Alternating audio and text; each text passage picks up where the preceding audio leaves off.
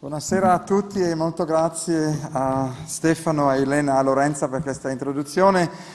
Given the more complex things and my limited vocabulary in Italian, I will speak in English, but there is translation provided. So those of you who don't have yet the translation device, you can get it at the entrance. Before starting, I wanted to thank Stefano again, Elena, Lorenza, also Carla Morogallo, Damiano Gulli, Bianca Iannacone and Caterina Ronda, the amazing dream team here at the Triennale. Please give them a very big round of applause. And I was thinking earlier today, ESWLT, which we could say means everything starts with La Triennale, because in fact, it was exactly 23 years ago, same month, that I came for the first time to give a lecture at the Triennale. I remember always Stefano picked me up at the airport with a motorcycle because the flight was late, and then we came here and gave a speech. So it is amazing that this amazing dialogue and friendship with Stefano is now 23 years, and I'm deeply grateful to Stefano for this and for these amazing things, books, exhibitions, the show we did with REM, Mutations, of course, the many projects with Domus and Abitare and now a Triennale, which this collaboration, and as Douglas Gordon would say, it has only just begun. I thought today for the talk that it could be relevant and urgent to talk about experiments in art and technology. As many of you know, Billy Klüver founded in the 1960s an organization called EAT, Experiments in Art and Technology, and he worked very closely with the Bell Laboratories, which basically was the leading tech company at that time, and created residencies for artists, the possibility really for artists to produce reality which otherwise they couldn't on their own, by connecting them to engineers and scientists. And the artists include Robert Rauschenberg, Frank Stella, but also Liliane Schwartz, who was one of the first artists in the 60s to work with digital artworks. And Liliane told me the other day, I went to see her in New York City. She's now in her 90s. She told me that she actually did have her office in Bell Laboratories as an artist. So in a way, she was for many years an artist in residence. She went to many conferences and worked with these scientists on a very daily basis. So in a way, of course, this is also the moment of McLuhan. And it's interesting that in the introduction to the book, Understanding Media, Marshall McLuhan noted the ability of art to anticipate the future social and also technical development. So it's in 1964, when McLuhan's book was first published, that the artist Nam June Paik was just about to build his robot K456, K456, to experiment with the technologies that subsequently would start to influence society and completely change the world, as we know it. He had worked with television, he means Paik, had worked with television earlier, challenging its usual passive consuming by the viewer, and later on had made art with global live satellite broadcasts, using the new media less for entertainment than to point us all to their poetic and also intercultural capacities.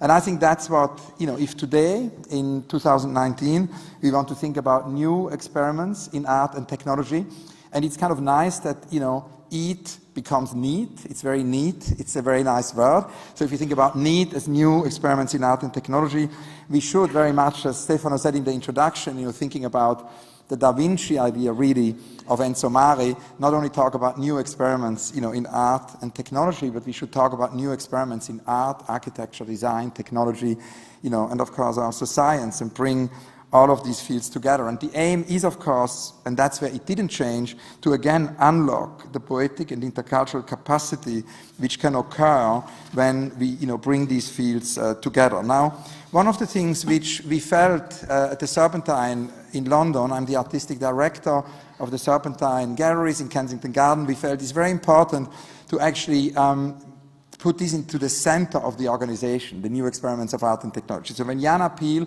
our CEO, and I started to think 2.5 years ago about how to achieve that, we thought that it would be very important to appoint a chief technology officer, a CTO, because very often museums don't have a CTO.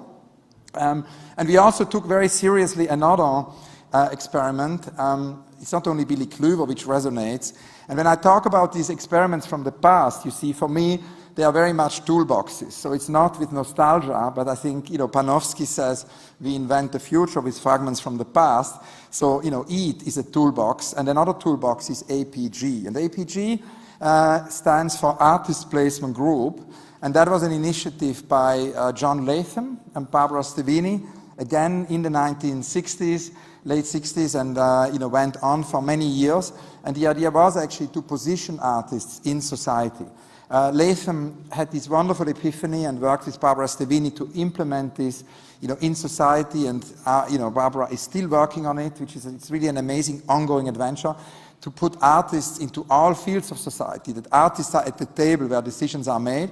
And they said that every company, every museum, every corporation, every brand, but also every government should have an artist in residence. So for all of you who either, have the possibility to make that happen, it's very urgent to position an artist, in every organization, because it is, produces amazing reality. So, proclaiming that and working on John Latham's and Barbara Stevini's legacy, we felt, of course, we have to do this ourselves at the Serpentine. So with Ben Vickers, we appointed an artist, writer, intellectual, technologist to be our chief technology officer.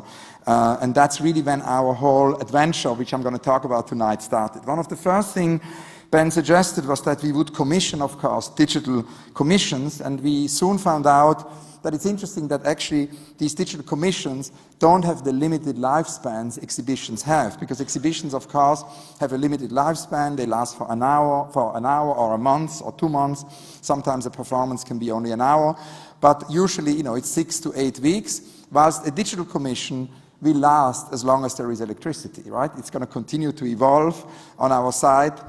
Here you see one example. We commissioned James Bridle. James has just written a remarkable book. It's, for me, one of the books of 2018. For those of you who haven't read it yet, it's a very strong recommendation, because it's a book called The New Dark Age, and it's about the information age and how destructive for knowledge it can be, and how actually the apparent accessibility of our information society actually turns into the opposite, due to the fact that most people who use these tools don't really, understand them, don't have a transparency in terms of those tools. So for the Serpentine, James created a cloud index, which is a weather prediction model, which you can see here.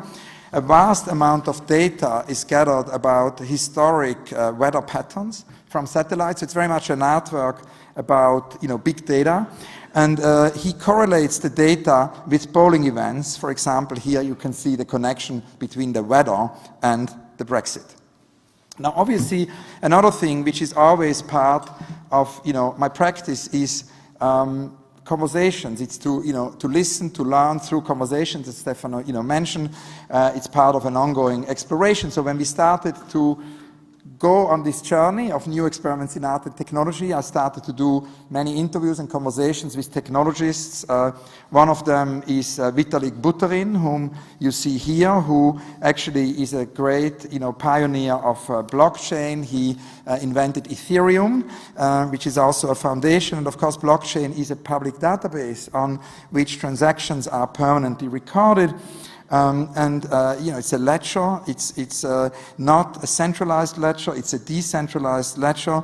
And what is interesting about it is that, of course, it leads to decentralization. It's, as Vitalik says, a weird thing between an open source project, a corporation, a country, and also a language. Now, a lot has been said recently, about what blockchain means for the art market. I'm not going to talk about that tonight, because the art market is not my theme. I'm not an expert on that. My field is the field of museums, of public, institutions, of exhibitions. So I'm very interested in what actually blockchain, Ethereum, means for art practice, what this strange thing between an open source project, a corporation, a country, and a language could mean for artists. And we can, of course, see how artists start to do works, like Jonas Lund is doing a token, the Swedish artist, where he has 100,000 shares in the artistic practice, where each share is equaling 1 Lund token, and that means that everybody who participates can actually co-decide on the evolution of, this very specific artistic practice. Another example, of course, is Simon Denny, who has actually created a whole exhibition called Proof of Work in Berlin, where he worked in dialogue with many different practitioners like Kay Kreutler or Aude Launay or Distributed Gallery on a mapping of, what blockchain means and what that protocol could mean actually for the art world. Now, it's interesting that the impact of blockchain is not only to be seen in the world of exhibitions because of all these artists working with this new medium, but we can also see it in music. So it's interesting that there is, for example, a new phenomenon called crypto raves. And we can think that maybe raves have anticipated the crypto technology even in its analog form.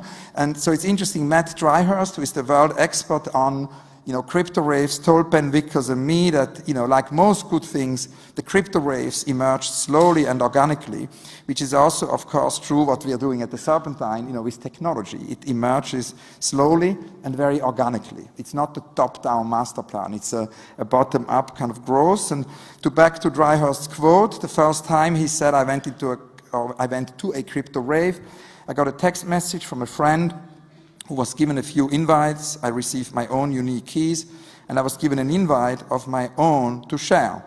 We know of gatherings, broadcast, on many different networks, which are then being targeted. So in that sense, the crypto rave is an important phenomenon, and this is only the beginning, and it's going to have, a further impact on the world of music. What was also interesting is that the collaboration with Simon Denny on the whole idea of blockchain had also a really interesting impact on our institution structurally. It kind of created much more horizontality in the organization and less verticality. And I think that's anyway something very important. Whenever we work with an artist, in the ideal sense, it's a transformation. It changes. We have to allow the institution to evolve. We have to allow the institution to change. It is not just an exhibition. It's a transformatory process. And that, of course, is true for more than anyone else for Zaha Hadid in terms of the Serpentine, because the legendary Zaha Hadid, to whom I would like to dedicate the speech tonight, was not only a very dear friend of Stefano, a very dear friend of mine, but she was very much at the core of the Serpentine's DNA. She was for more than 20 years a trustee. She started with the former Serpentine director Julia Peyton-Johns in 2000, the Pavilion scheme. And of course, she was a very, very great pioneer of digital architecture. If you think about the digital age, the ideas of folding, of deformation, of blob architecture, and that whole curved linearity, which we always think in terms of the digital. We thought that has what the digital brought into architecture is something which she, pioneered, but actually not through the digital, but through her extraordinary ink drawings. She invented what we think is this digital architecture through calligraphy, which has a lot to do with her upbringing, in Baghdad, her later studies in Lebanon, in Beirut, and of course then as a student of Rem Koolhaas at the AA. So something amazing happened, which was that Zaha gave a lecture, and in that lecture, she for the first time showed some of these ink calligraphies. And I was completely fascinated by these images, and immediately was sort of late at night after the lecture, texted her, sent a text message, and I said, are there more of these drawings? We should make an exhibition. Can I see them? So we made an appointment, the next week for lunch, and I went to her house. And the amazing thing is that I discovered this extraordinary secret block of drawings. It's almost, Joseph Beuys once talked about the secret block for a secret person in Ireland. It's a kind of a big block of drawings which Beuys had. And so there was this secret block of drawings under the bed and in the cupboard of her apartment, which she always kept out of her office. She did not want to show this to anyone else. It was really like her inner sanctum, one would call this maybe. It was her inner kind of idea reservoir. And so we looked at these drawings and at these calligraphies, and I proposed her that we would make an exhibition at the Serpentine and exhibit these extraordinary drawings. Of course, as you all know, a few months later, very tragically, Zaha passed away, and we then realized the exhibition as somehow, a tribute, as in memory of her work. And what you see here is the exhibition of all these calligraphies. And also for the first time, we worked very closely, of course, with the family and also with Brian Clark, who helped us select, the notebooks, and our curator Amira Gad, and because it's so much material, we could only show a very small part of it. And of course, here we then, for the first time, thought, it could be really relevant to bring into this early painting and drawing show virtual reality, because Zaha was always talking about this idea that one could make these drawings into VR or AR environment. So we partnered up with the Google Cultural Institute and created a VR experience. So here for the first time, which I think is, a next step, we no longer have the digital commission just only online, but we bring it into the exhibition. We make it part of the experience, and the viewer has a mixed reality experience, can see the drawings, can see the notebooks, and at the same time can experience the work of Zaha, these very multidimensional drawings in even more dimensions with actually the VR. Same story with Christo. Last year, Jana and I and our teams invited Christo to visit London. It was actually 2 years ago, and we went on a walk with Christo in the park. Often good ideas happen when we go on walks. I deeply believe in, coming from Robert Walser, I believe in walks and basically the walk as a medium. Erling Kage, my friend, the explorer, as Stefano talked about, Explorer, has just written a beautiful book. That's another book I want to recommend you all. Erling Kage's book on walking. He's written a great book on silence, because he says we need to meet silence again, because everything is noisy in our societies. And after the book on science, he's written a book on walking. Anyway, I always go on walks, and we went on a walk with Christo, and the Serpentine Galleries are connected by a bridge. So we halted on the bridge and looked at the lake. And I asked Christo what I always ask artists, it's the key, it's the center of my methodology. I asked him, what is your unrealized project? And Christo said he has 2 unrealized projects. For me, it's very important. It's actually something I learned in Italy when I came as a student, to Rome. When I was a teenager, I visited Alighiero Boetti. And Alighiero Boetti said he's really bored by this idea that he's always invited to biennales and exhibitions and gallery shows and museum shows, and everybody has an idea of what he should do. And he says nobody ever listens what he wants to do, And so that was somehow his advice to me. I mean, I was a baby curator. I was like 18 years old. I knew I wanted to be a curator, but I didn't know what it means really. So it was really incredibly important for my life to get this message from Boetti. He said, you have to listen to artists, and you have to listen what projects they cannot do within the parameters of society, within the institutions, and then you need to try to kind of make these artist dream, come true. And that gave me this idea, whenever I meet artists, to ask these questions, because it's also interesting to talk about this in the context of the Triennale, where art meets design meets architecture, because of course the architecture world always publishes unrealized projects. As soon as a competition is over, it's all published, and very often architects actually produce reality by publishing, unbuilt work. And particularly if you look at Zaha, very often her work was considered to be unbuildable. It was published a lot, and all of a sudden then it could be built, and was built all over the world. And so in a way, in the art world, in the world of literature, in the world of music, that's not at all the case. People almost never publish unrealized projects. It's kind of considered to maybe be a failure or whatever, so it's unknown. And to give you an example, I was friends with Louise Bourgeois, and towards the end of her life, she told me, she was almost 100 years old, and she told me that basically she always had this dream to build an amphitheater. And if we had known this earlier, we could have easily built this amphitheater. This is why I decided, we need to publish unrealized artist projects. Back to Christo. So Christo said he had 2 unrealized projects. One is to do a very big mastaba. It's this wonderful architectural shape, mastaba. It's not a pyramid, it's a mastaba. It's an architectural form from Mesopotamia, goes far back in history. It's kind of a bench with a house. And he wants to build this gigantic mastaba in the desert. So I looked at him, I said, we don't have a desert. So he said, no, anyway, this is, actually a project he wants to realize in Abu Dhabi, in the desert, gigantic. But he also has a project for a lake. And so we looked at the lake, and he said that he wants to do a floating mastaba of 20 meters, which he wanted to realize for Lake Michigan. And unfortunately, it remained unrealized. So, we said, let's do it. And then basically together with, it's a big collaboration, our chairman, Mike Bloomberg, who already enabled Christo to do the gates in New York City just after September 11th, which was so transformative for New York and created such an incredible, positive impact on the city. At the same time, of course, also the mayor of London, Sadiq Khan, the royal parks, Westminster Council, the whole neighborhood. Everybody had to basically not only agree, but be enthusiastic and participate to make this, almost utopic project happen. And then, of course, again came the question, how can we bring in VR? And Christoph was quite skeptical at the beginning, but then we convinced him to do it. And that's another collaboration, with, actually in this instance, with Acute. Acute is an organization which produces only VR and AR projects with artists. Daniel Birnbaum is the director now. He just left Moderne Museet, the analog museum, to run a virtual museum.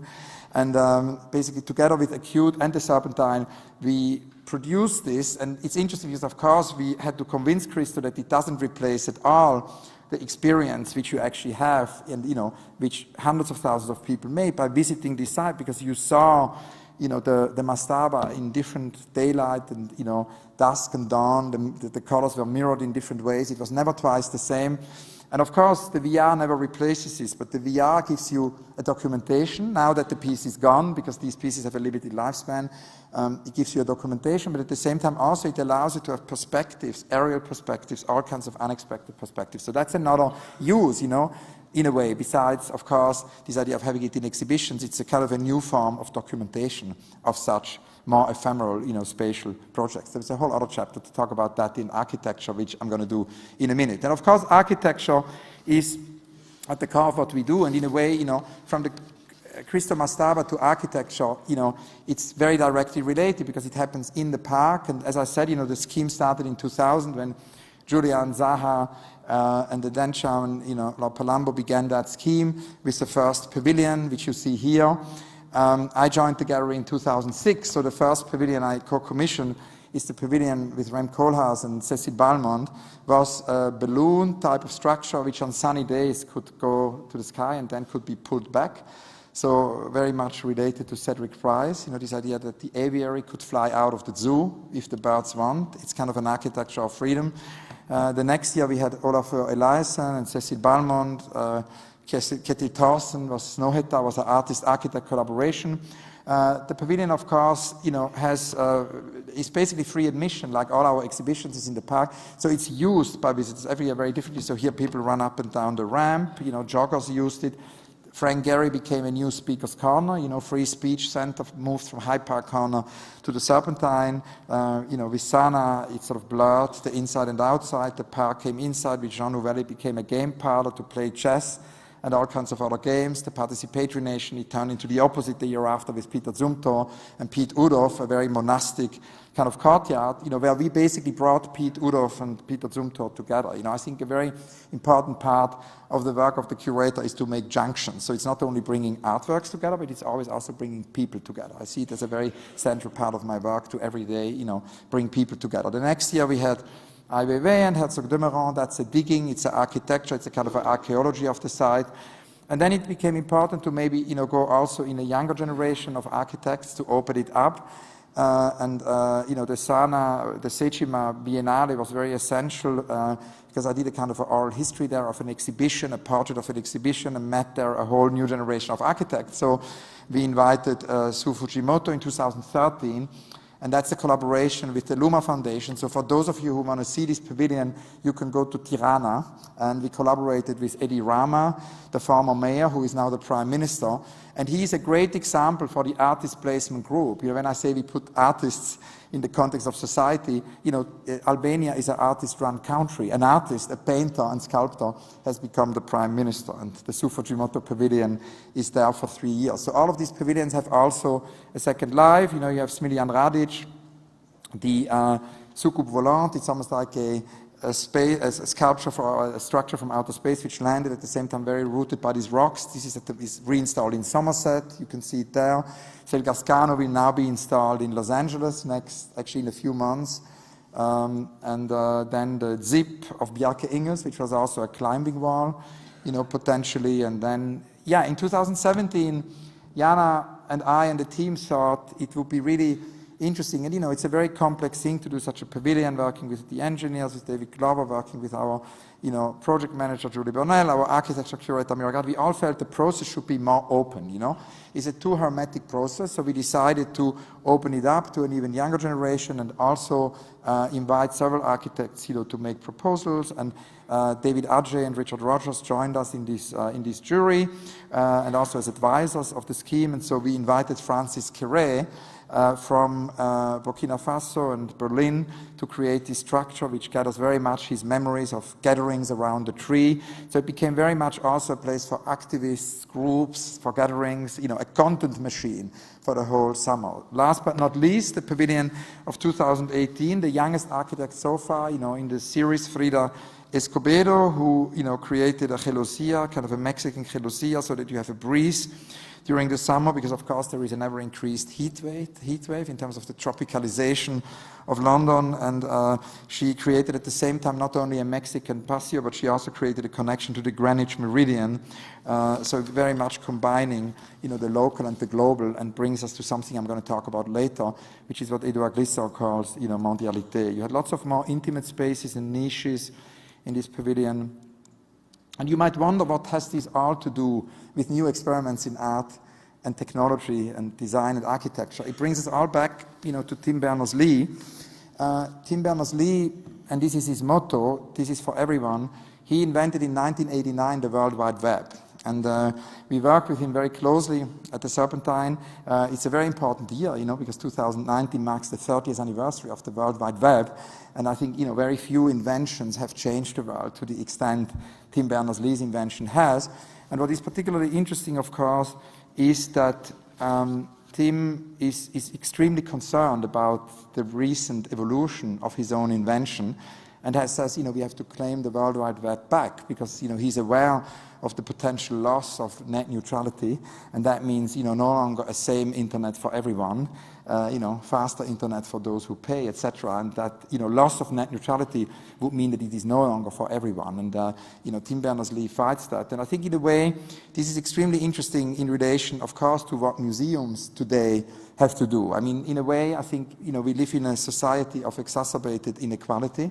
And I think in a society of inequality, I mean, the baseline is, of course, free admission. We have free admission for 1.2 million visitors a year at the Serpentine, but free admission is not enough. And I think that's, the very important thing. I mean, here you see, by the way, the map Tim Berners-Lee drew for us. We asked him to design a map of the World Wide Web. So here, a map of the World Wide Web by the person who invented it. And if you think about the pavilions and about this idea of it being in the middle of the park, it reminds me of something which happened a few years ago when I came back from a trip super early one morning. It was like 6 a.m., 6:30 a.m. And I went, and I let this here for a little while because it takes some time to orient oneself. So it's a slow slide. So I came back from a trip, and the taxi driver dropped me at the office at 6:30 a.m. So he obviously, assumed that I would work at the Serpentine, because you wouldn't go to you wouldn't visit the museum or the gallery at 6:30 a.m. So he said he always wanted to talk to someone who works there, and so finally he found someone. So I was listening to his story, and he wanted to tell me the story of his daughter, because basically the summer before he came with his daughter one afternoon to the park. They went on a walk, and all of a sudden, the daughter ran into the pavilion, and he had to go and fetch her. And the reason why he wanted to tell me the story is that he says that his daughter, ever since, is so passionate about architecture, she's like 14 or 15 years old, that she's reading architecture books every single day, and that she's very determined, to become an architect. And he wanted to thank us for that. And I basically said then, if he also visited the exhibition. And he said, no, he would never do this, because, and then there was this silence. So then I was kind of pushing a little bit, and I said, but why? And then he would sort of say after a little while of silence, because it's not for people like me. And that, I think, shows us to which extent we need to remove obstacles, because we need to go with the projects. We need to go with art, to the people. And that leads us also to a project we are now doing with the borough of Barking Dagenham, in London, where we're working there with the, local mayor on an education project. And it's very fascinating. This borough is basically 20 minutes from the center of London, and a very big majority of kids growing up there have never been to London. Of course, needless to say that they have never been, to a museum. So it becomes very important, and that's something we really learned from Arthur Jafa, that we think the institution no longer just as a place of hospitality where, with free admission we welcome everyone, but that we also go with our projects to these different neighborhoods and bring art, to maybe people who otherwise would never see it. And I think in a way, that's really what Arthur Jafa taught us. You see, when Simon Denny, with his show, taught us that we need more horizontality in the organization, we learned from Arthur Jafa, the amazing filmmaker and artist, that we need to carry exhibitions all over London, because he didn't want to show his film only at the Serpentine. He designed a tent, and then we brought the film, to many different neighborhoods and different parts of the world. And of course, it leads us all back to, to this sentence of Tim Berners-Lee. This is for everyone, but it leads us also to something which Anna Rob-Grier once told me, which is Maya. Another forward word. Maya means most advanced, yet acceptable, or most advanced yet accessible. So this idea that we do radical experiments, but for everyone, I think is very much at the core of what has to happen now. And that leads us also to the marathons, because in 2000, I'm not going to talk about that too much because I've lectured about it in Milano before, but just to summarize briefly, we see these pavilions as a content machine, and if you think also about the 21st century and the big, issues of the 21st century, I think we can only solve them and address them if we go beyond the fear of pooling knowledge, if we bring all the disciplines together. And that's, of course, leads us back to what Stefano said in the introduction about Enzo Mari, this amazing Da Vinci side of Enzo Mari, of bringing, Etel Adnan is another example for that. She is a visionary 92-year-old poet and artist who combines poetry, urbanism, art, architecture. Etel Adnan is in that sense very similar to Enzo Mari, even if at first sight they're so different, you know what I mean? And so what is interesting is that that also means new formats which lead to this idea of a pool of knowledge. And when we do art exhibitions or talks with artists, very often the art world comes, when we have architects, the architecture world comes. So we were thinking, how can we mix it more? And so that means we do marathons where for 48 hours we invite 50 to 100 participants from all fields to deal with one specific topic. And then, you have the audience, the participants, everybody's from different worlds. And many new sparks happen, many new encounters, because cities are full of invisible walls, and we have to remove these invisible walls and bring people together. It's again, junction making, not only, but I think it's interesting, if you think about curating, because J.G. Ballard once told me that curating is a form of junction making.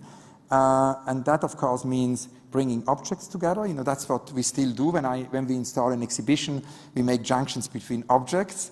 But since the 60s, of the 20th century, we have not only objects, but we also have non-objects, because, there's a dematerialization of art, that we have conceptual art. So it's not only junctions between objects, it's also junctions between objects and non-objects. Then Michel Serres introduced the idea of the quasi-object, right? So football only gains meaning when you interact with it. So junctions between objects, quasi-objects, non-objects.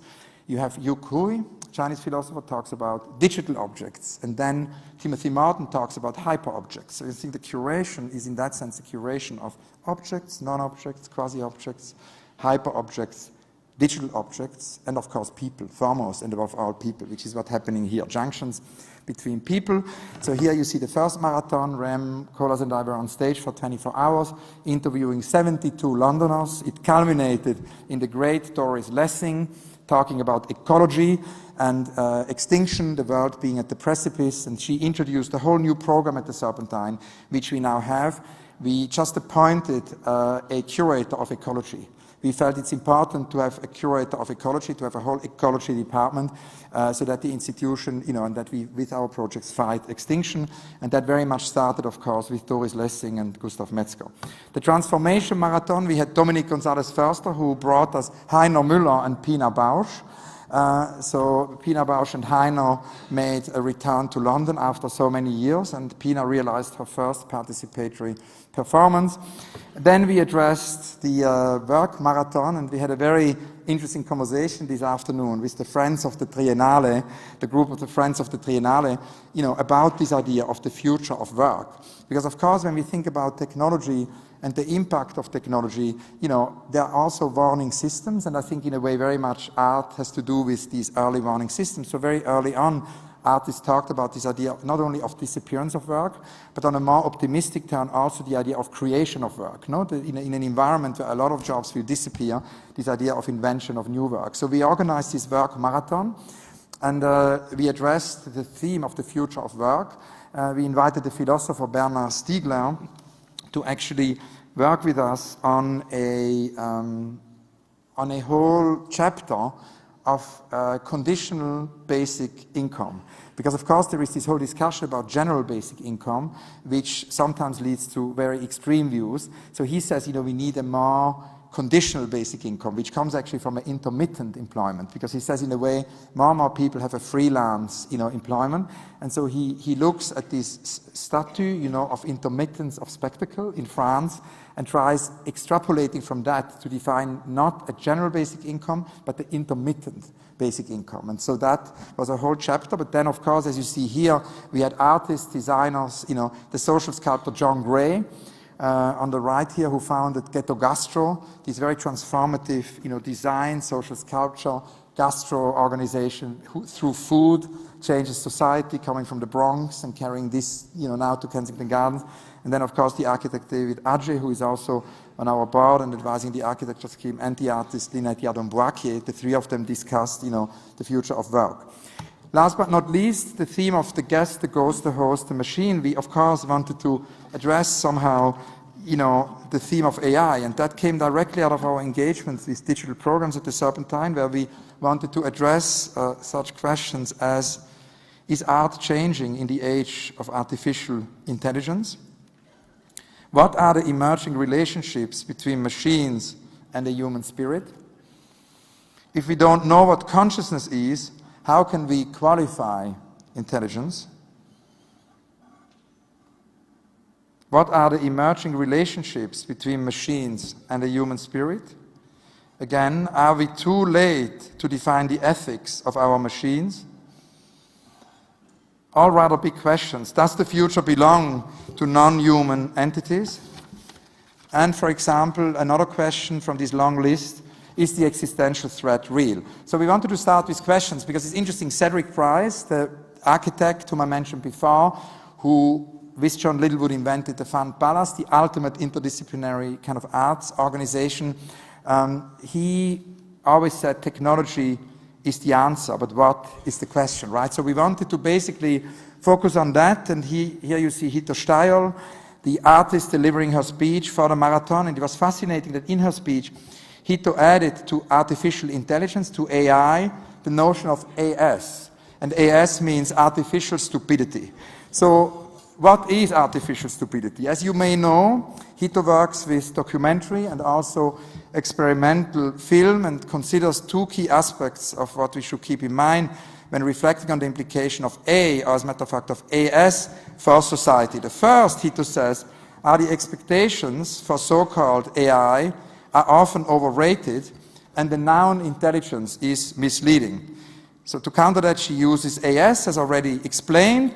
But then comes the second point, which is that programmers are now making invisible software algorithms visible through images, but to understand and interpret these images better, we should apply the expertise of artists, which brings us back to John Latham. We need to bring artists into the mix.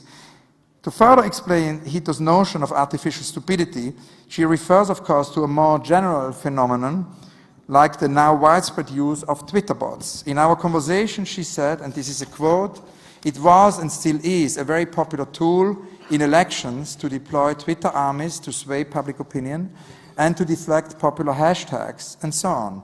This is an artificial intelligence of a very, very, very low grade. It's 2 or maybe 3 lines of script. It's nothing very sophisticated at all.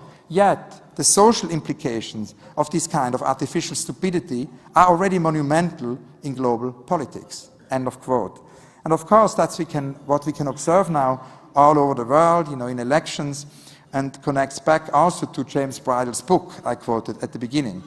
If even low-grade AI technology like these bots are influencing our politics, this raises another urgent question. How powerful will far more advanced techniques be in the future? Another aspect Hito raised in her talk is the question of the visible and the invisible. And that's, of course, super fascinating because it brings us back to art, right? Because I grew up in Switzerland, and as a child in Switzerland, I had like these two epiphanies. The long, thin figures of Giacometti kind of brought me to art.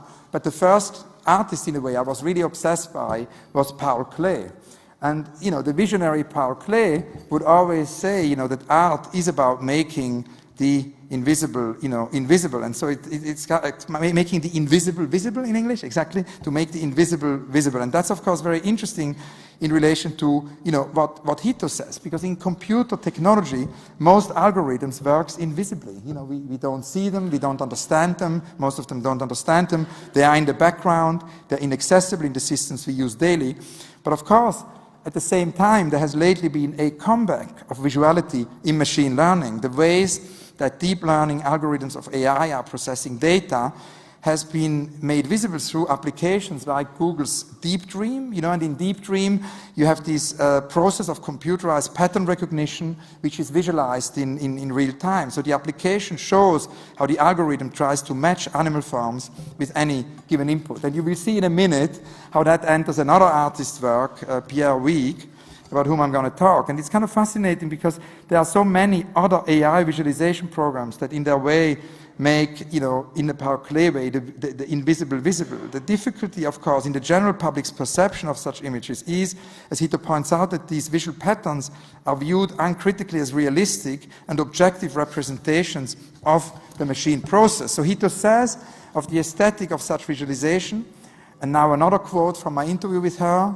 Hito speaking, "For me, this proves that science has become a subgenre of art history."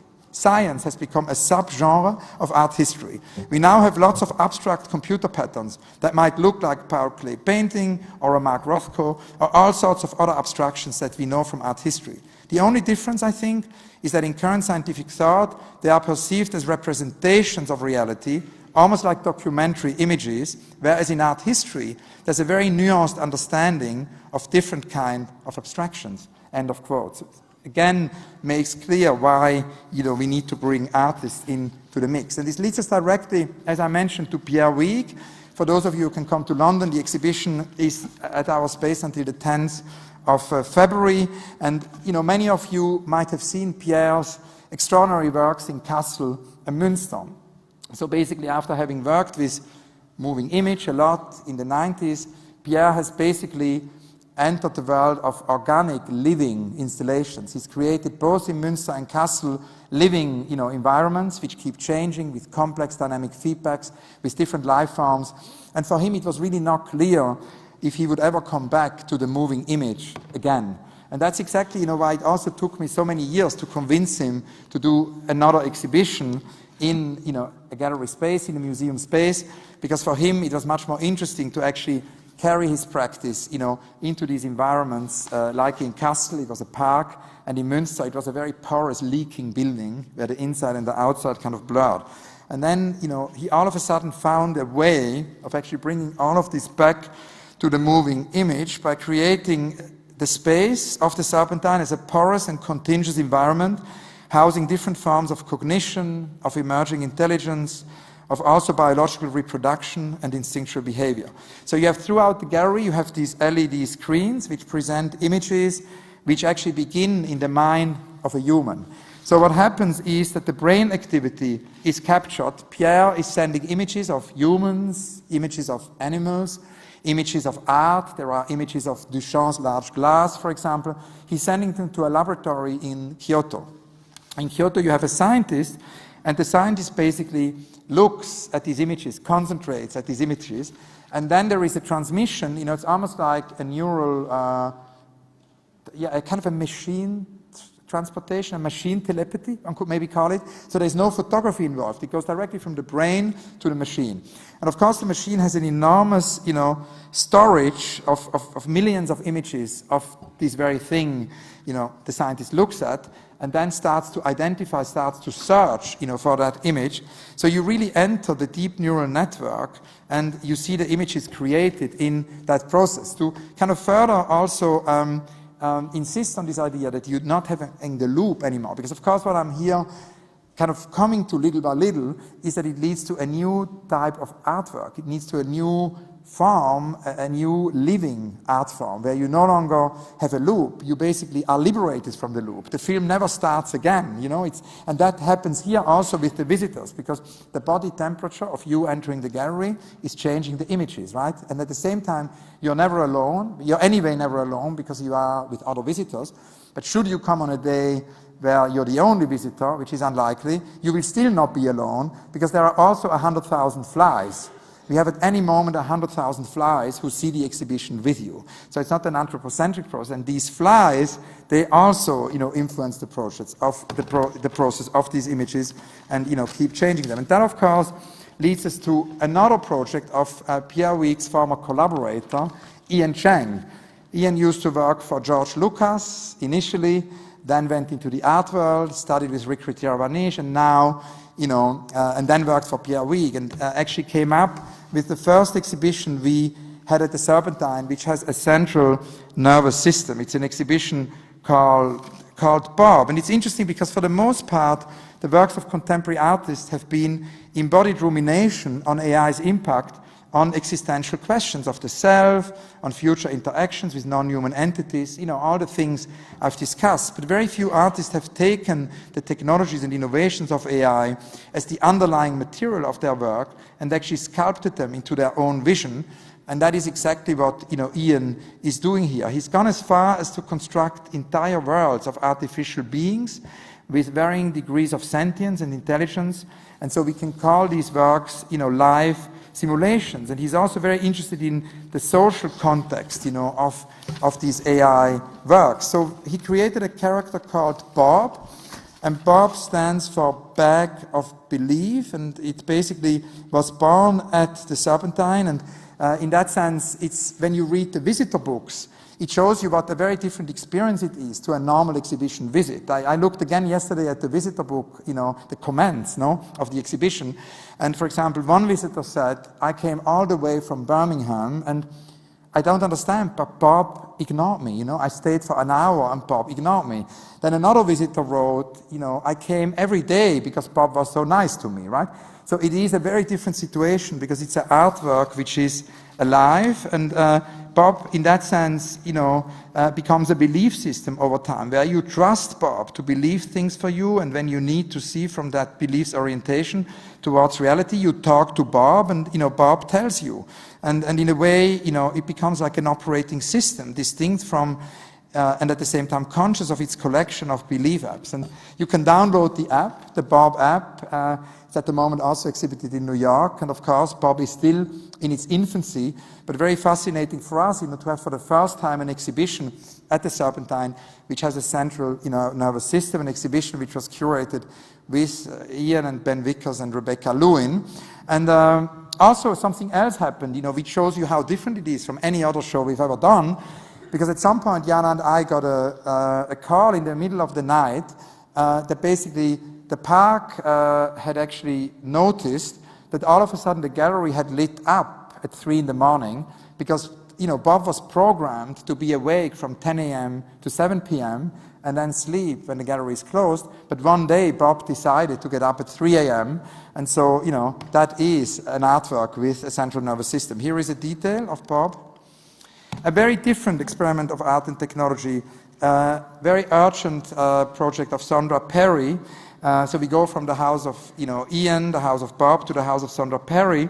The idea, of course, is also that when we invite artists to do shows, they can take over the entire building. We are not having anything else in the buildings. It's a kind of a Gesamtkunstwerk. Exactly what we discussed today with Lorenza and Stefano. to do with Enzo Mari, right? That Enzo Mari will take over the entire Triennale. There will be nothing in the Triennale which is not Enzo Mari. You know, you enter the world of someone. And that's what happens here. You know, you enter the world of Sondra Perry.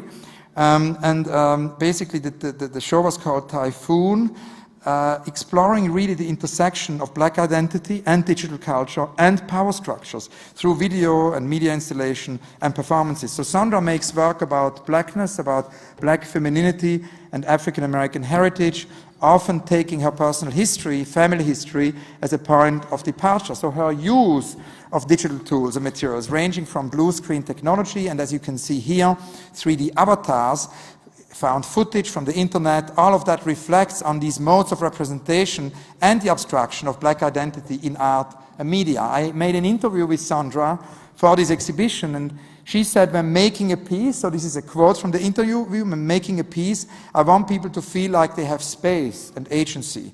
She also said, I'm interested in thinking about how blackness shifts, morphs, and embodies technology to combat oppression and surveillance throughout the diaspora. Blackness is agile. So as you see here, a completely different political dimension of the use of technology. And fascinating also here you see her amazing displays, the display feature she invents for the visitors to see the films, is also that all these works are open source. So it leads us back to Tim Berners-Lee. This is for everyone. So she wants people to just be able to download these works wherever they are and be able to see them. And of course, that whole idea of open source is something which started already in the analog way with my project Do It, which is a project which was one of my first exhibitions. I mean, I began my trajectory as a curator with the kitchen show in 1991. So I invited in my student apartment, I had a kitchen, but I never used the kitchen for food because I never cook. So basically the kitchen was there for books. And then the artists, Fischli Weiss and Boltanski, Christian Boltanski, they felt we should liberate the kitchen from the books, and make it into a real kitchen. So that gave me the idea to do the first exhibition in my kitchen. And it lasted for 3 months, and it had 27 visitors, and it became a rumor. And so, in a way, soon after, we were thinking about this idea of, how to do an exhibition which could happen in everyone's kitchen, in a way, and that really led to Do It. It's an exhibition we started with Bertrand Lavier and Christian Boltanski about instructions, about how-to manuals. So the artists were, and you can almost see it's a kind of an analog algorithm, right? I mean, it anticipates this idea of, when Ian talks about an exhibition being alive, keeps changing, this is an exhibition which in the analog way keeps changing, because for each venue we invite other artists to write instructions, and these instructions are interpreted and realized. And of course at the beginning, I was very limited in my research. When I started in 91, 92, my research was mostly United States, a bit Europe. But then over the years, through the 90s, 2000s, I made long researches in Asia, in Africa, in Latin America. And little by little I realized that in all these contexts there is instruction art. It's not only the Western history of Fluxus and, and conceptual art, but you have, for example, in Latin America, an amazing tradition of instruction art with, Oiticica, Ligia Pape, Ligia Clark in Brazil, with Luis Kamnitzer as well.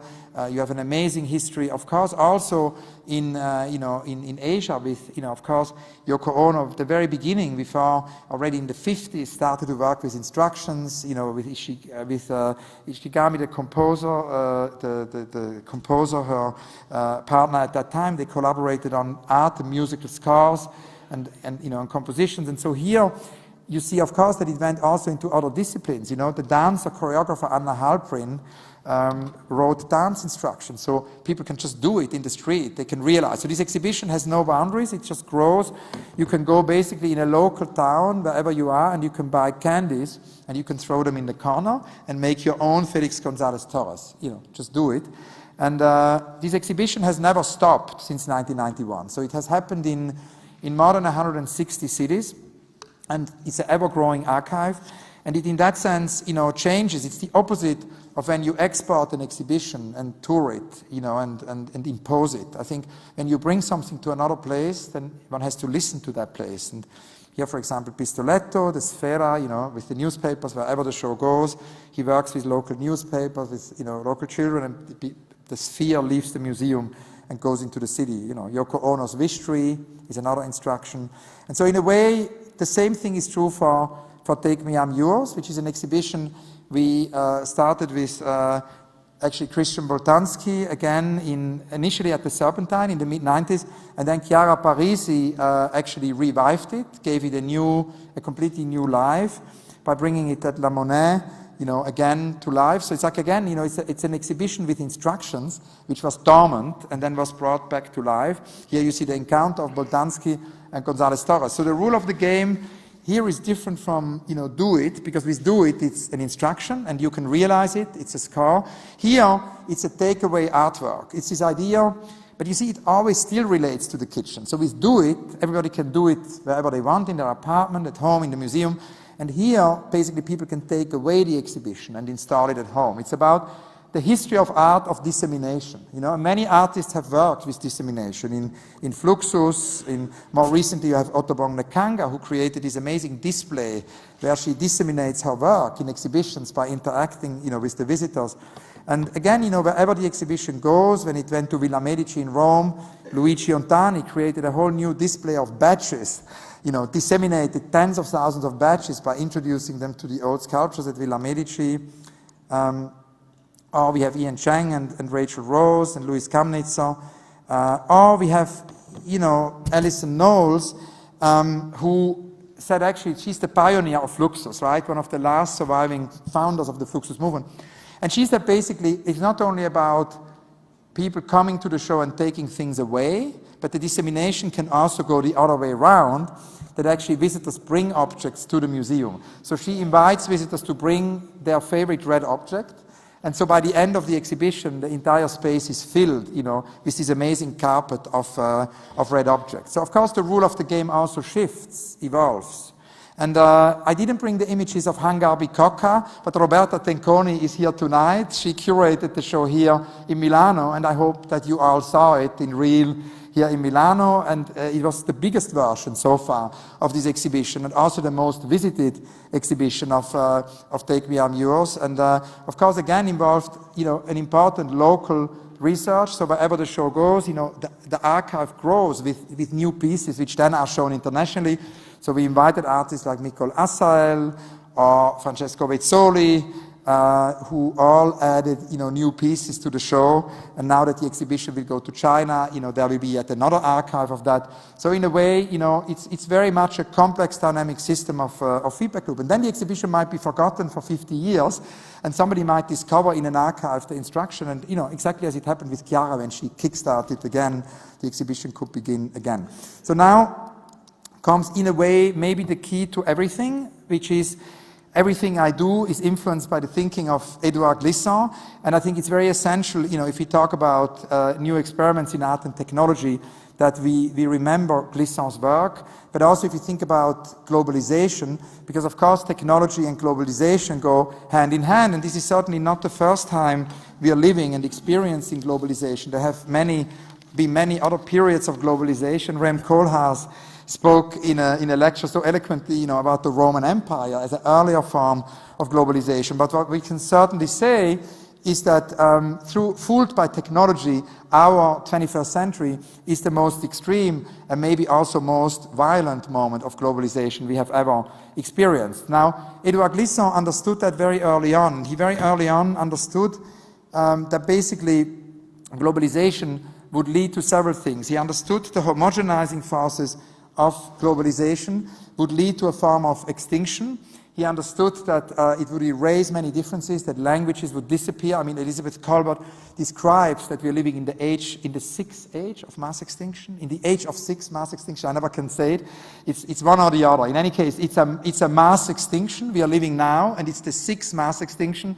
She wrote this amazing book, and you know, at the same time, Susan Hiller, I would like to remember here Susan Hiller, who passed away this week, the visionary English artist Susan Hiller. She made a film about languages, and that actually in our age of globalization, more and more languages disappear every day. And so Glissant early on, you know, warned against this disappearance and said, you know, we have to fight extinction. But he understood also, and here you see some of his drawings of the archipelago, of the archipelago. He also understood very early on, in a visionary way, already in the 70s, 80s, that there will be a counter-reaction to globalization, which will lead to new forms of localisms, to new forms of racism, and to new forms of lack of tolerance. All these things we can observe now in Europe, all over the world, by basically a disappearance, right, of bridges. The idea that there is less and less dialogue and that there is more and more violent forms of localism. So Glissant said we need to resist both. We need to resist the homogenizing forces of globalization, we need to fight extinction, but we also need to resist the counter forces, and we need to find what he calls mondialité. We need to find a global dialogue which is listening to local differences, a global dialogue which builds bridges, but in a way which is not, destructive. And I think that idea of mondialité is something we should think of every morning. So whenever I wake up, I have many rituals, because I believe with Tarkovsky that we live in a world with not enough rituals. So I introduce everyday rituals into my life. I buy a book every day. I organize a brutally early club, with brutally early breakfast at 6 in the morning to gather friends. And at the same time, also, whenever I wake up in the morning, the first thing I do is I read 50 minutes of Édouard Glissant to kind of remind myself of the importance that what we do contributes to mondialité, right? And so if you look at Do It, for example, or Take Me I'm Yours, this is two kind of quite simple applications of this thought, right? Because these are extremely global exhibitions. They are all about enabling and furthering a global dialogue, but at the same time, they are extremely focused on, local differences. So it's very much, with Do It, it's a growing archive, it looks at instruction art, and it's not by touring it that it would be a homogenizing globalization, right? So in a way, still Glissant is not read enough. So we are thinking, like I mentioned it in every lecture, in every text, but I thought somehow we need to do more, to get the thinking of Glissant out into the world. So together with Asad Raza, we decided we need to curate an exhibition to celebrate and get more translations on the way of Édouard Glissant. I actually do think that in Italy there are translations now of Glissant. I think Quadlibet translated recently a book, and Stefano, of course, invited Édouard Glissant to the memorable Fest Arc in Cagliari, which one of Glissant's great manifesto, of the mondialité. So there's a very interesting history of Glissant also with Italy, and we invited him to the Utopia station with Molly Nesbitt and Rick Tiravanija, where Glissant came to Venice in 2003 to our project Utopia Station, and he gave an amazing speech about trembling utopia. This whole idea of, the necessity in the 21st century to think about utopia, but not an utopia which is intimidating, a trembling utopia, in that sense also a weak utopia. It was a very, very fascinating talk, and in a very interesting way connected to the thinking of Vattimo. So it's very interesting to revisit, these moments of Glissant in Italy. So we did this exhibition at Villa Empin, it's the Fondation Bogossian, and we invited many artists to pay tribute to Glissant. Ethel Adnan did a portfolio, a Leporello, because she met Glissant in the 60s. A young artist like Walter Price created paintings. Steve McQueen did an installation. Or you have here Mantia Diawara, who accompanied Glissant on long journeys, and basically shows here his very long interview. You have Daniel Boyd, who created portraits of Glissant. And it's interesting that Glissant actually wanted to create a museum, wanted to create an institution in Martinique. So, like Cedric Price with the Fun Palace, there is this unrealized institution, and he wanted to create an institution where all the worlds would meet, right? It would be, and he said, coming from Martinique, and I think that's the key message, and it goes back in a way to the drawings I showed you before of the archipelago, because basically growing up in Martinique, he said it's basically a permanent dialogue with other islands, right? And he says that basically the continental logic is homogenizing, whilst the archipelago is welcoming and generous. And he also says that when you are from one island to the other island in dialogue, you permanently change. And it is not because you are in dialogue that your identity dilutes. No, he talks about creolization, and he talks about this beautiful thing that actually in dialogue with the other, you change and your identity becomes richer, becomes more complex. And I think that, of course, is such an important message for our time, which many of the artists addressed and which he wanted to address with his institution, this unbuilt center called Institut Institute of All World, which he wanted to build in Martinique with his artist friends. You see on the left Wilfredo Lam, Roberto Matta. I mean, these are the artists of his generation. And then we invited contemporaries of ours, like Rax Media Collective, to pay tribute to him, or Philippe Pareno. It's very important to talk here about Philippe Pareno, because Philippe, of course, very early on started to work with this idea of the living system of the artwork. He worked with Jaron Lanier on an exhibition bringing in, the inventor of virtual reality in Paris, the show we did in 2000. Philippe now works with a bioreactor, where basically, bacteria, microorganisms make decisions in an exhibition. It's no longer just an anthropocentric environment. They make decisions how an exhibition gets activated. And here for the exhibition, Philippe created another map of the Glissantian archipelago. Here another encounter of, Walter Price and Simone Fattal, both tributes. And then something very fascinating happens. This idea, which I was mentioning with all the shows when they tour, that they change. And also, I think in a way, the 20th century was full of manifestos, and exhibitions were manifestos. And I think we always need to be aware that manifestos can be impositions, and that it's very important, I think, in the 21st century to listen. So when the show went to New York, our colleague, Gabriela Rangel, actually decided that she felt very important to add the thinker Lydia Cabrera, and to make it a double show, Glissant Cabrera.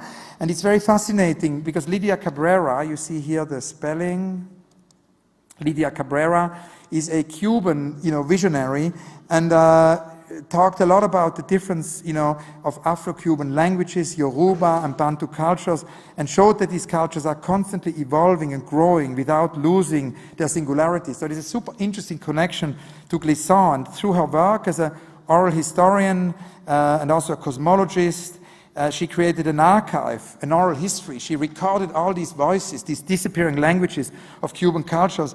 And it's important that she didn't consider these to be transcriptions, but actually transpositions. And these transpositions preserve an integral part of oral storytelling, an ability to change, an ability to morph, an ability to remain fluid with each performance, according to the audience. So it's not a static archive, right? And this is, of course, what such exhibitions are about. They are about, a dynamic archive. And this is very related to Glissant's unrealized museum, the archipelago, because he refused this idea of the museum as a synthesis, but he wanted it not to be a synthesis which would bring everything together, but he wanted it to be a showcase of a network of interrelationships between cultures and traditions, so it would always remain active. And that's exactly what Cabrera did with her transpositions. She playfully subverts the feeling that one is getting an unaltered historic record through disrupting the reader's temporality. So it's incredibly surprising to read a text, that seems to present the culture's creation myth, only to find the precise year of 1845, perhaps, a coy reference to the birth of the Cuban national hero, Antonio Maceo. So her stories, never feel like a myth or an allegory, but they disrupt these classifications. And that's, of course, what Glissant wanted to do with his, Institute of All World. He wanted to disrupt classification, and, the work never feels from a time, but it feels within our time. So again, it's very urgent that Cabrera is translated, because the masterpiece El Monte is still not translated into English, and the same is true for many of her, of her tales. So we, again, with the exhibition, try to present a kind of a living archive of this legacy. Here you see, for example, how Tania Bruguera directly got inspired as a young, Cuban artist from the Cabrera archive. Or you see Antonio Segui, who was part of Glissant's museum. You see Kouchonga's homage to Édouard Glissant by adding words to the Larousse, which came from, an utopic world, new words, neologisms. Or you see Diamond Stingley's work to Glissant. Here again, Matta. And this exhibition will now tour to the Freedom Tower in Miami, and then go also on a European tour where we continue to evolve. Last but not least, another archive, and I wanted to show it here because of Lorenza having been, the co-curator and producer of this exhibition, is the Lucius Burkhardt Cedric Price show, which we did for the Venice Biennale and the Swiss Pavilion. And it was very much another attempt at presenting a fluid archive, a living archive. So here you have Dominique Gonzalez-Förster's and Liam Gillick's titles of the show, Atelier Bow Wow's homage to, to Cedric Price. Because Cedric, whenever you're in London, you should visit Cedric Price's bird cage, the aviary in the zoo. It's one of the greatest buildings because it moves in the wind. And Cedric actually dreamt of this idea that the birds could eventually fly the cage out of the zoo according to their mood. So that is exactly what Bow Wow did, because they did an open bird cage, so the birds were actually in the trees and not in the architecture. So you had the space here of the Biennale, which, artists from Philippe Pareno to Tino Segal to architects like Herzog de Meuron transformed. So the display feature were these trolleys. And when you entered the pavilion, basically you had nothing. It was empty. But then little by little, with the visitors, these trolleys were wheeled out, and you had participants. It's a choreography by Tino Segal. You had basically participants who wrote their thesis on Cedric Price and on Lucius Burckhardt, the promenadologist, and they would engage you in conversations. So the whole thing was for 6 months, a discussion around the Femme Palace of Cedric. And it's of course fascinating, I think here, in the context of the Triennale, to talk about this Femme Palace, because the Triennale is a truly pluridisciplinary, one of the very few truly pluridisciplinary big art institutions, in the world, which is basically creating bridges between art, design, architecture, and other disciplines. And Cedric was always saying, we needed a structure which would be infrastructure, into which we could hang all these different functions.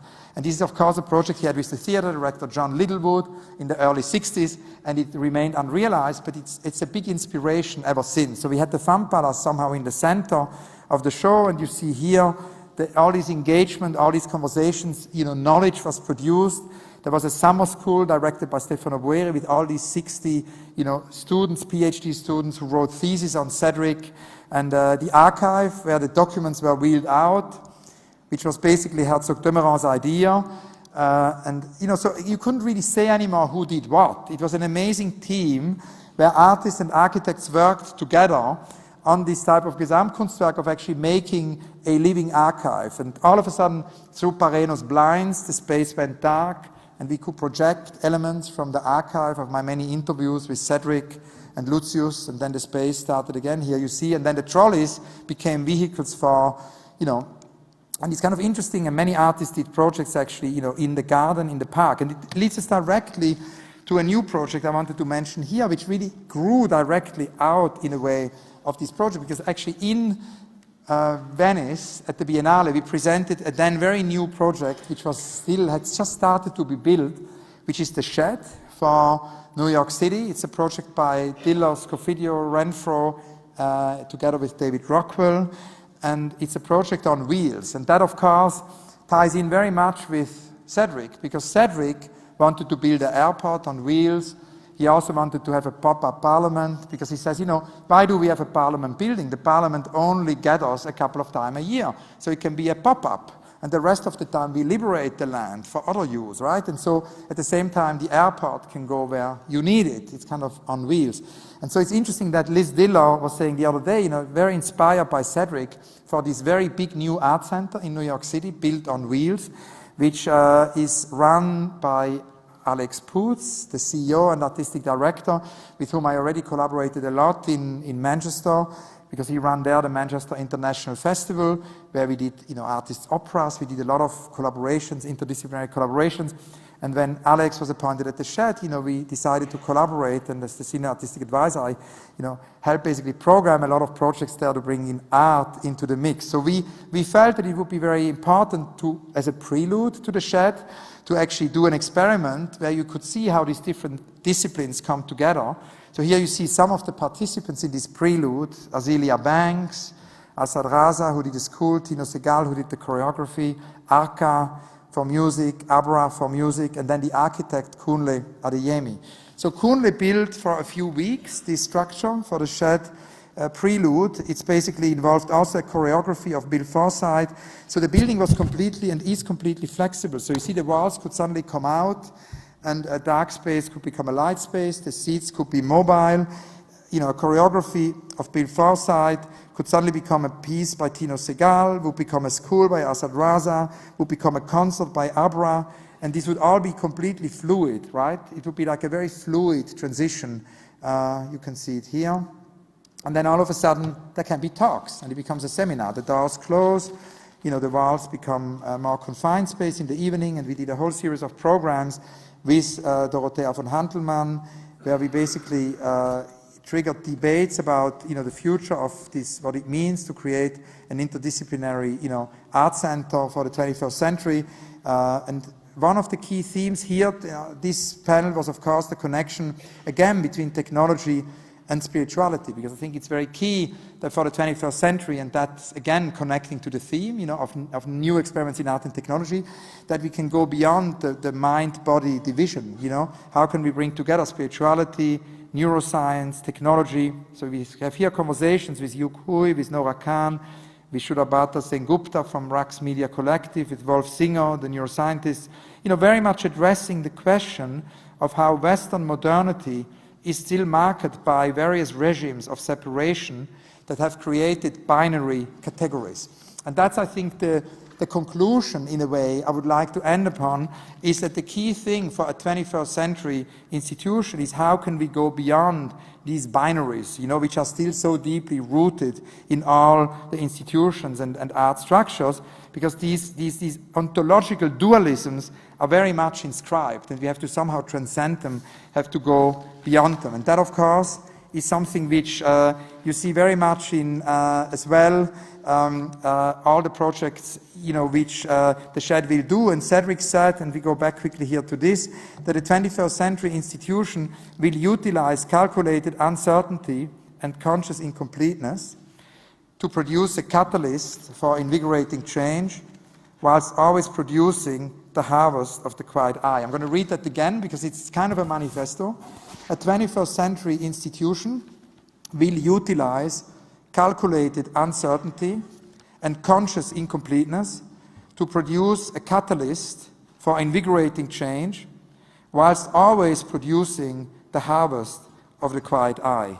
And I think no one ever summarized it better, what such a fun palace 21st century institution which would go beyond the fear of pulling knowledge could actually do. I wanted to end on a slightly lighter, more playful note with my Instagram account, because I was for a long time thinking, in terms of experiments in art and technology, how could I work with social media?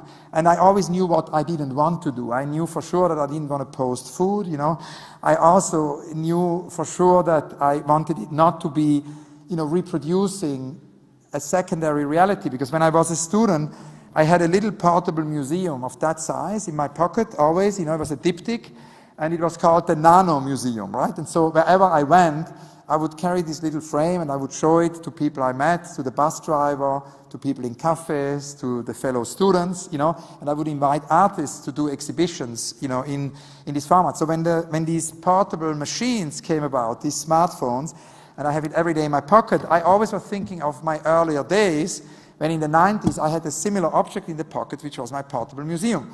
And then I thought, so the best thing would actually be for me to commission, artists to do something for my social media account every day, because I meet artists, architects, novelists, poets every day. So I thought, I could ask them to do something. And then, of course, it needed, as always, to be a rule of the game. And my entire practice has to do with rules of the game. But these rules of the game are never invented ex nihilo. It's not interesting when a curator has an idea for a rule of the game. It only makes sense when it's derived out of conversations with artists, because I think, curating has to follow art and not the other way around. So as always, I would talk to artists, I would talk to poets, to philosophers about this conundrum. I said, I have my social media account and I want to do something every day. And it's actually in Milano, interestingly enough. I need to quickly go through this to find you the passage, and then we're going to go back. It's in Milano that the idea was born, because I visited the late Umberto Eco in his amazing apartment, which was full of books. And it was very magical, because there was one room which was locked, and he had the key in the pocket. It sort of made me think a lot about The Name of the Rose, and he took out the key and opened the door. And in this little room, he had all the rare books, like codexes, and it was like in a monastery, in an amazing room of books. And so when I said goodbye after the interview and I left Umberto Eco's house, he said, we have to do something and it's really on that day I had already began to gather handwriting, but I realized, thanks to Umberto Eco, that it had to become a movement, because he said, we absolutely need to do something because calligraphy is disappearing, handwriting is disappearing, and it will mean a big loss for civilization. So I realized that my little, playful Instagram should become more than that. It should become a movement, a global movement, to protest against the disappearance of handwriting. And that's what I do. I mean, I started it before meeting Eco, already in a very playful way. Here you have a few examples. I in a very playful way, but just always asking artists to doodle or write something on a post-it when we're in a restaurant or in a studio.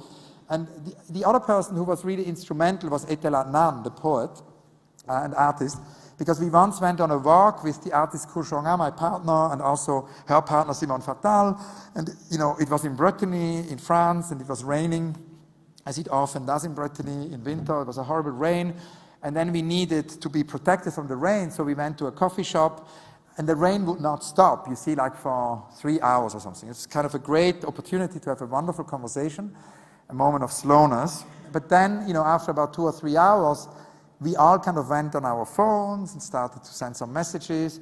The only one who didn't do that was, of course, Estelle, because she took a piece of paper and she started to write the poem. And I thought this was very beautiful, and I took a photograph, and that was really the trigger, to photograph handwriting. And in the meanwhile, the project has grown. We have almost 4,000 posts now, and some artists are really in residence in my Instagram. They do it again and again. For example, Gustav Metzger, the late Gustav Metzger, he really invented a handwriting of extinction, here all of us together. Or of course, Luigi Ontani, with his inimitable, handwriting, is a kind of a calligraphy he does. Or the legendary Cini Bueri.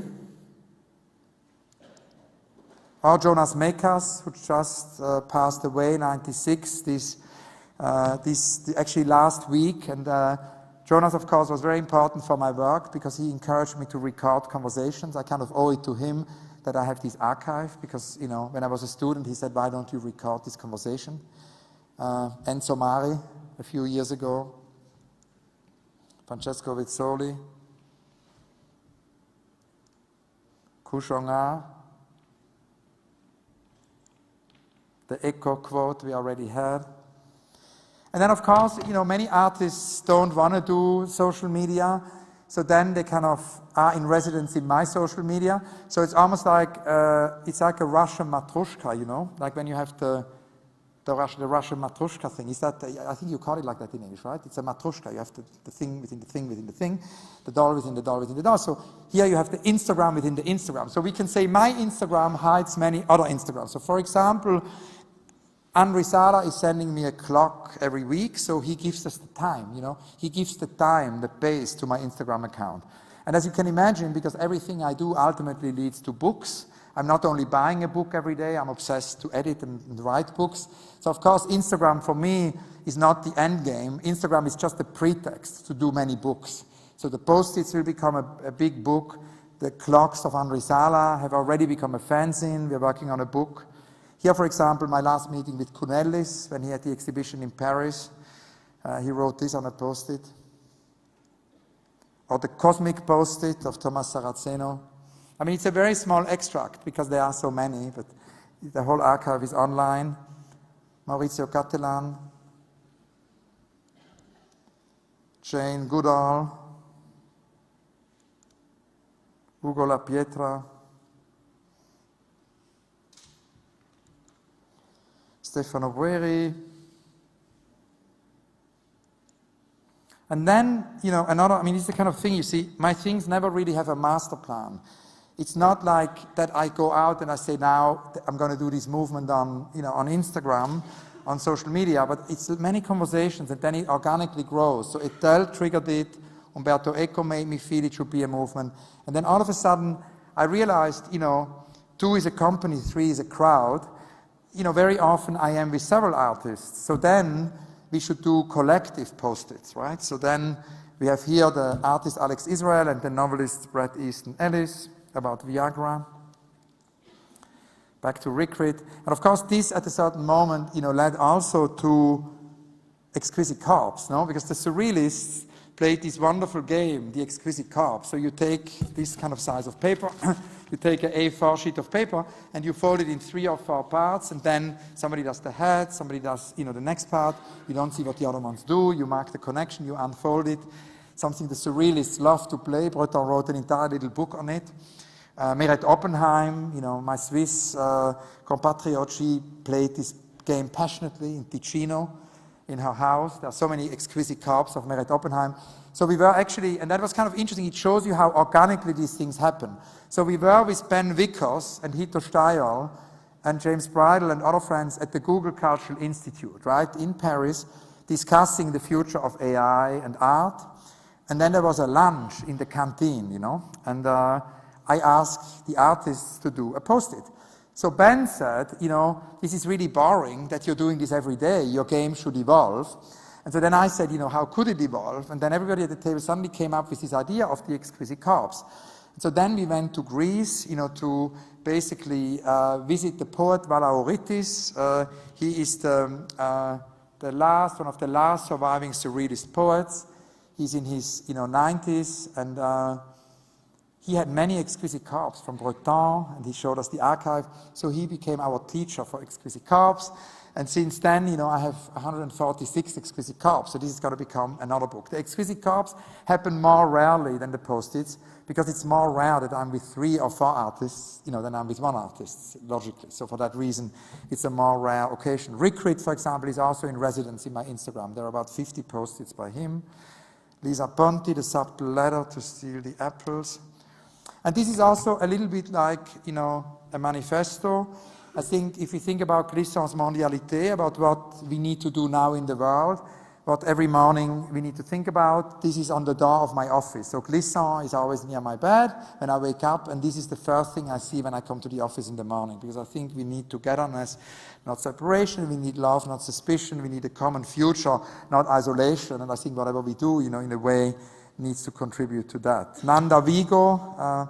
So obviously, in my archive there is a whole series of interviews with pioneers, and that of course has to do with the fact that I believe that we live in an age, and that ties in also with the topic of tonight's conversation. And I soon have to stop, because I promised Stefano that this will not be a marathon, so don't worry, we're going to end this in a minute. But, I cannot end it without talking about memory. I think the theme of memory is very essential in the digital age. And if you think about new experiments in art and technology, I think it's always very important to be aware that we live in an age of more and more information, an exponential growth of information, but that does not necessarily mean that we have more memory. It might very well be that amnesia is somewhere at the core of this digital age. This is why I made it as my, practice to always interview pioneers wherever I go. And it's, of course, something which was, again, triggered by an artist. Because the same months when I met Alighiero Boetti, when I was a teenager, I also went to Cologne, to Germany, to visit Gerhard Richter and to visit Rosemarie Trockel. And so Rosemarie told me, actually, that she believes that one should do a project, because it was the 80s, it was sort of 86, and it was just a moment when Louis Bourgeois started to become famous. And Rosemarie said it's really extraordinary, that there are so many women artists all over the world who are not as well known as they should be. There are many more Louis Bourgeois. And she said, I would really like, she said, to do this project and go to every city in the world and ask, who is the Louis Bourgeois in town, who is a pioneering artist or designer or architect. And so she said, I'm an artist, and she was already starting to do many exhibitions, and she said, you have much more time, because I was a teenager then, I had plenty of time. And she says, this is a nice task for you, You go into the world, and in every city you ask, who is a Louis Bourgeois. So it has been my methodology ever since. So whenever I go to cities, and, that leads us to Nanda Vigo. This also leads us, of course, here is a post-it of Kushong Art. This also leads us to our most recent project at the Serpentine. We are preparing an exhibition with Luchita Hurtado.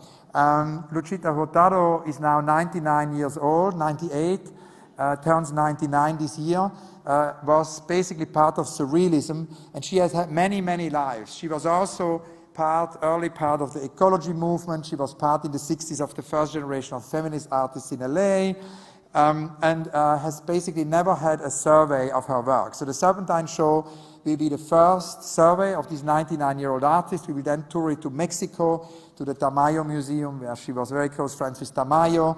We will tour it to the United States for her centenary. And so in a way, for me, to do this oral history, to do exhibitions, is very much part of what Eric Hobsbawm always called the protest against forgetting. I think memory is essential for the 21st century in this digital age. Here, the post-it of Philippe Pareno, and I invite you to call these numbers tonight. It's really fun.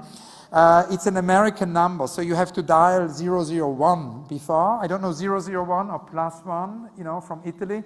And then 646-480-4035 or 646-480-4036. And it's a piece by Philippe Pareno, and he invites you to speak to Édouard Glissant and to Lydia Cabrera. So it's a time journey. So please do call them. They're waiting for the call. Thank you all very much.